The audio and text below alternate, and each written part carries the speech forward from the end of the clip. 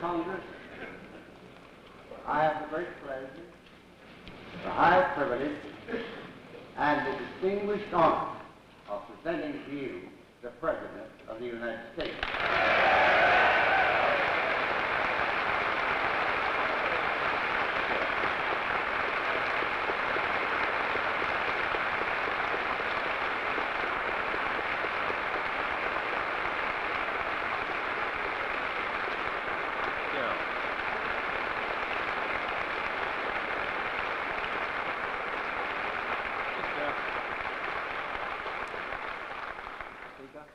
I speak today in an hour of national peril and national opportunity.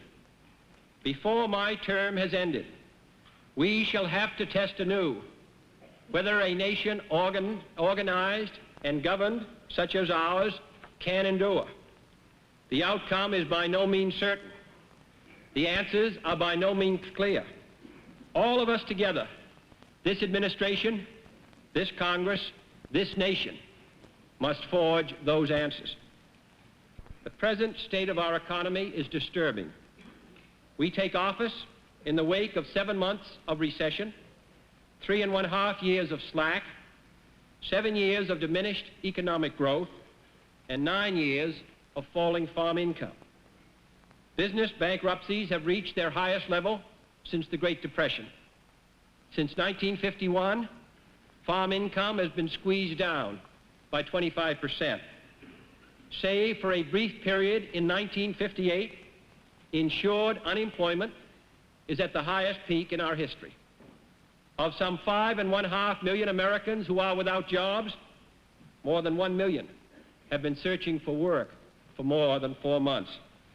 And during each month, some 150,000 workers are exhausting their already meager jobless benefit rights. Nearly 1/8 of those who are without jobs live almost without hope in nearly 100 specially distressed and troubled areas. The rest include new school graduates, unable to use their talents, farmers, forced to give up their part-time jobs which help balance their family budgets, skilled and unskilled workers laid off in such important industries as metals, machinery, automobiles, and apparel. Our recovery from the 1958 recession, moreover, was anemic and incomplete. Our gross national product never regained its full potential. Unemployment never returned to normal levels. Maximum use of our national industrial capacity was never fully restored. In short, the American economy is in trouble. The most resourceful, industrialized country on earth ranks among the last in the rate of economic growth. Since last spring, our economic growth rate has actually declined. Business investment is in a decline. Profits have fallen below predicted levels. Construction is off. 1 million unsold automobiles are in inventory.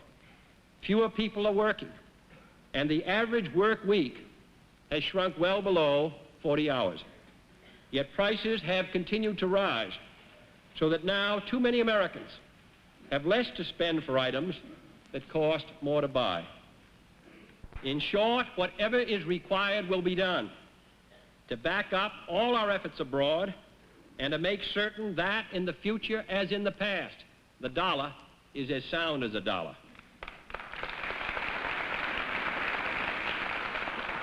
Our classrooms contain 2 million more children than they can properly have room for, taught by 90,000 teachers not properly qualified to teach. 1/3 of our most promising high school graduates are financially unable to continue the development of their talents.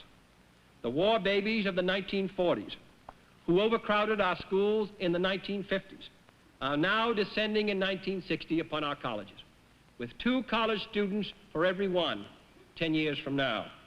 And our colleges are ill-prepared. We lack the scientists, the engineers, and the teachers our world obligations require. We have neglected oceanography, saline water conversion, and the basic research that lies at the root of all progress.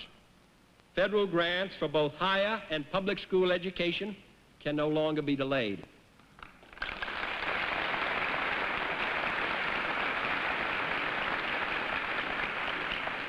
Medical research has achieved new wonders, but these wonders are too often beyond the reach of too many people, owing to a lack of income, particularly among the aged, a lack of hospital beds, a lack of nursing homes, and a lack of doctors and dentists. Measures to provide health care for the aged under Social Security and to increase the supply of both facilities and personnel must be undertaken this year.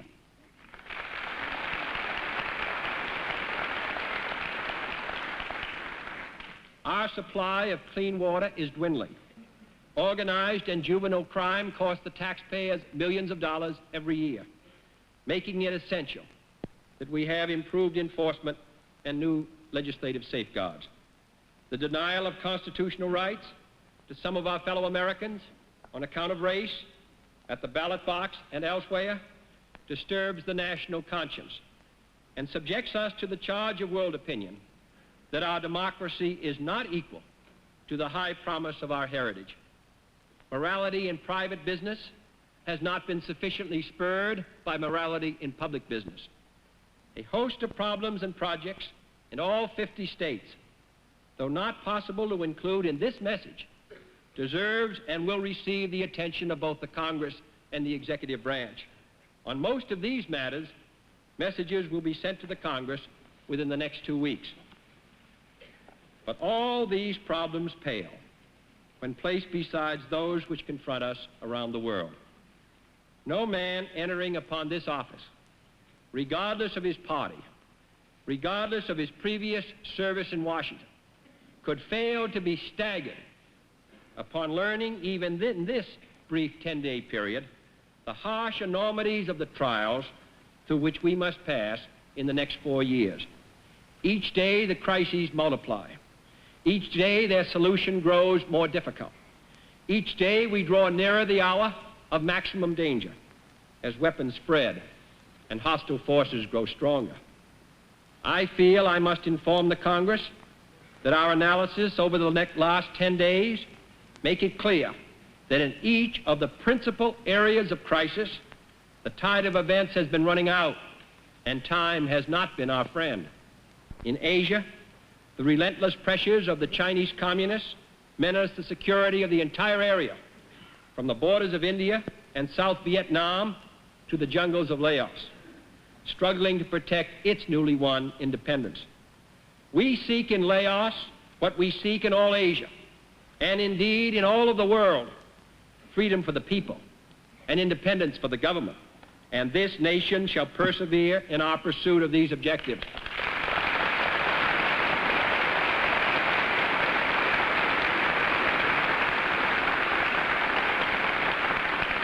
In Africa, the Congo has been brutally torn by civil strife, political unrest, and public disorder. We shall continue to support the heroic efforts of the United Nations to restore peace and order, efforts which are now endangered by mounting tensions, unsolved problems, and decreasing support from many member states. In Latin America, communist agents seeking to exploit that region's peaceful revolution of hope have established a base on Cuba, only 90 miles from our shore. Our objection with Cuba is not over the people's drive for a better life. Our objection is to their domination by foreign and domestic tyrannies.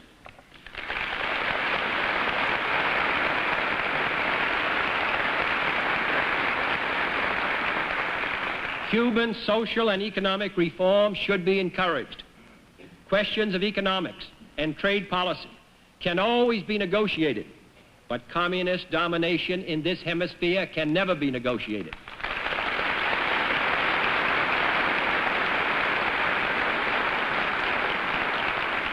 We are pledged to work with our sister republics to free the Americas of all such foreign domination and all tyranny, working towards the goal of a free hemisphere of free governments, extending from Cape Horn to the Arctic Circle.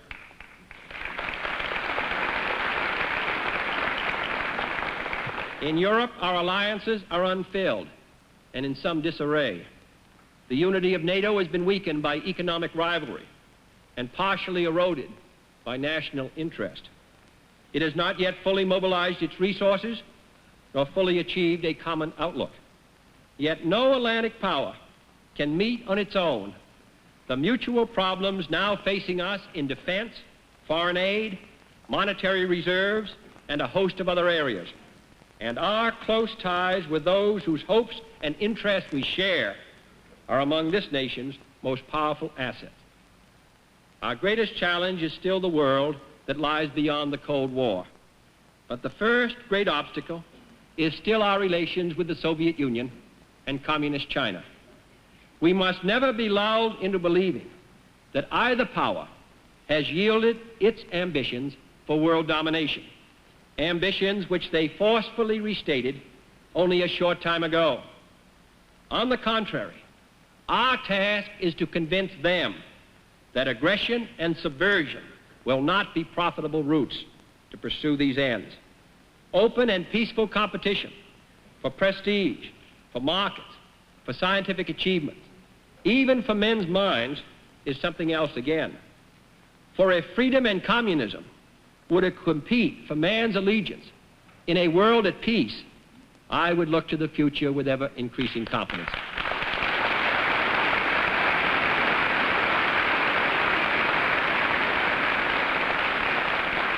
In the meantime, I have asked the Defense Secretary to initiate immediately 3 steps most clearly needed now.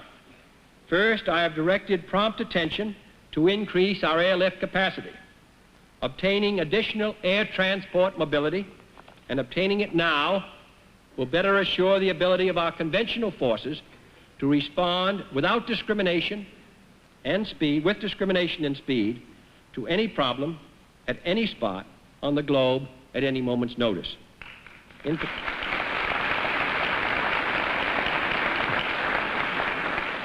particular, it will enable us to meet any deliberate effort to avoid or divert our forces by starting limited wars in widely scattered parts of the globe. B, I've directed prompt action to step up our Polaris submarine program, using unobligated shipbuilding funds now to let contracts originally scheduled for the next fiscal year will build and place on station, at least 9 months earlier than planned, substantially more units of a crucial deterrent, a fleet that will never attack first, but possess sufficient powers of retaliation concealed beneath the sea to discourage any aggressor from launching an attack upon our security.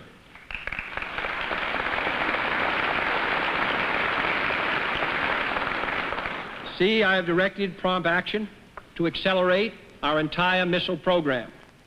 Until the Secretary of Defense's reappraisal is completed, the emphasis here will be largely on improved organization and decision-making, on cutting down the wasteful duplications and the time lag that have handicapped our whole family of missiles. If we are to keep the peace, we need an invulnerable missile force powerful enough to deter any aggressor from even threatening an attack that he would know could not destroy enough of our own forces to prevent his own destruction. For as I said upon taking the oath of office, only when our arms are sufficient beyond doubt can we be certain beyond doubt that they will never be employed.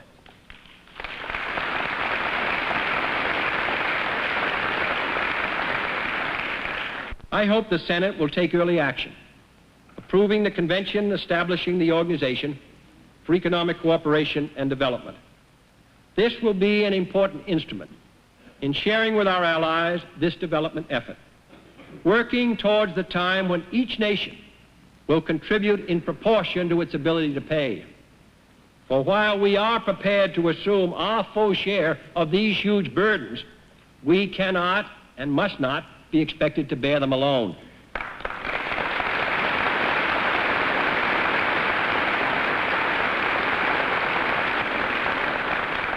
To our sister republics of the South, we have pledged a new alliance for progress, Alianza para Progreso.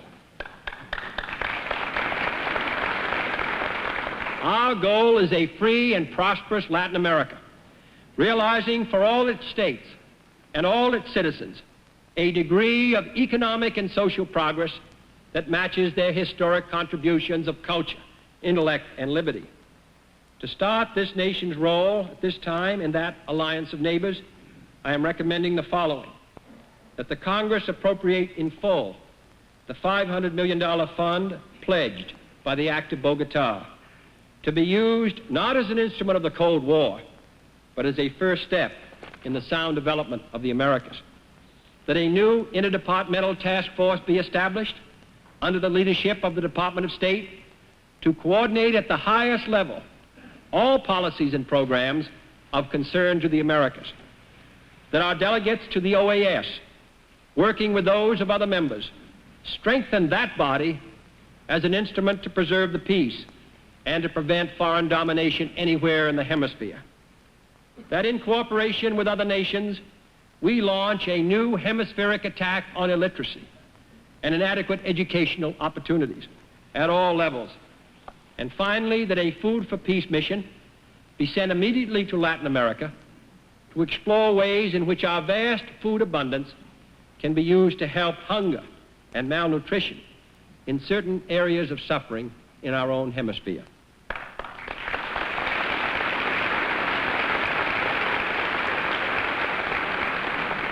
This administration is expanding its Food for Peace program in every possible way. The product of our abundance must be used more effectively to relieve hunger and help economic growth in all corners of the globe. And I have asked the director of this program to recommend additional ways in which these surpluses can advance the interests of world peace, including the establishment of world food reserves. We must sharpen our political and diplomatic tools, the means of cooperation and agreement on which an enforceable world order must ultimately rest. I have already taken steps to coordinate and expand our disarmament effort, to increase our programs of research and study, and to make arms control a central goal of our national policy under my direction. The deadly arms race and the huge resources it absorbs have too long overshadowed all else we must do. We must prevent that arms racing from spreading to new nations, to new nuclear powers, and to the outer reaches of space.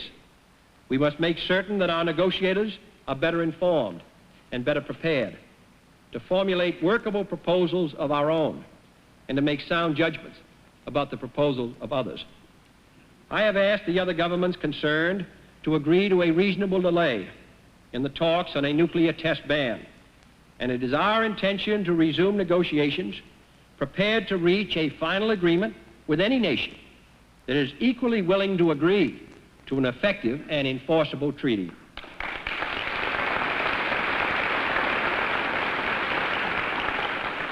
We must increase our support of the United Nations as an instrument to end the Cold War instead of an arena in which to fight it. In recognition of its increasing importance and the doubling of its membership, we are enlarging and strengthening our own mission to the UN. We shall help ensure that it is properly financed. We shall work to see that the integrity of the office of the Secretary General is maintained.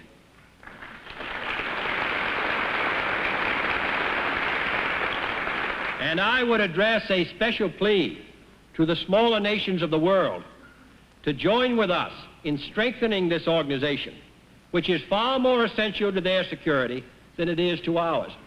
The only body in the world where no nation need be powerful to be secure, where every nation has an equal voice, and where any nation can exert influence not according to the strength of its armies, but according to the strength of its ideas.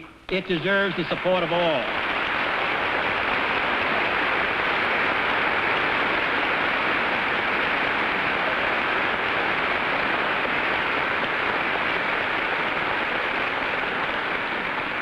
Finally, this administration intends to explore promptly all possible areas of cooperation with the Soviet Union and other nations to invoke the wonders of science instead of its terrors. Specifically, I now invite all nations, including the Soviet Union, to join with us in developing a weather prediction program, in a new communications satellite program, and in preparation for probing the distant planets of Mars and Venus, probes which may someday unlock the deepest secrets of the universe. Today, this country is ahead in the science and technology of space, while the Soviet Union is ahead in the capacity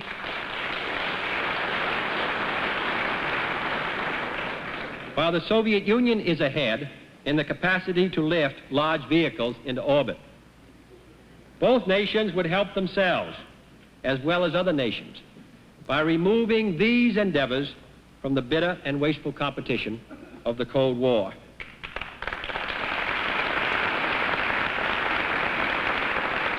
The United States would be willing to join with the Soviet Union and the scientists of all nations in a greater effort to make the fruits of this new knowledge available to all.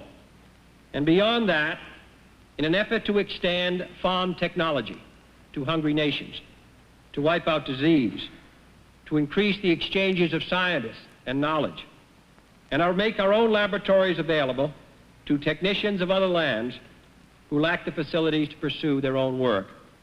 Where nature makes natural allies of us all, we can demonstrate that beneficial relations are possible, even with those with whom we most deeply disagree.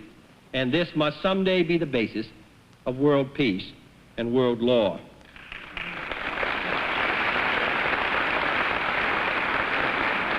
Life in 1961 will not be easy. Wishing it, predicting it, even asking for it will not make it so. There will be further setbacks before the tide is turned, but turn it we must. The hopes of all mankind rest upon us, not simply upon those of us in this chamber, but upon the peasant in Laos, the fisherman in Nigeria, the exile from Cuba, the spirit that moves every man and nation who shares our hope for freedom and the future.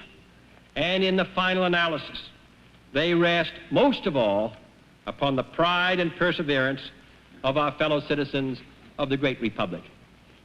In the words of a great president, whose birthday we honor today, closing his final State of the Union message 16 years ago, we pray that we may be worthy of the unlimited opportunities that God has given us.